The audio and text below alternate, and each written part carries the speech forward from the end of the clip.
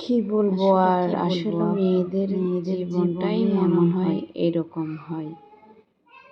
সবাইকে মেনে নেওয়া, সবকিছু মানিয়ে নেওয়া, জীবনের এরই নাম মনে হয় মেয়েদের জীবন। সবগুলোকে গুছিয়ে নেওয়াই মেয়েদের জীবন। কত কষ্টই না করতে হয় সারা জীবন। সে ছোট থেকে বড় হয়ে পরের ঘরে আসিও কষ্ট। যাক, আল্লাহ সবাইকে সুখী রাখো, সবার যেন সুখ হয়, আল্লাহ সবাইকে যেন শান্তি করে দেয়।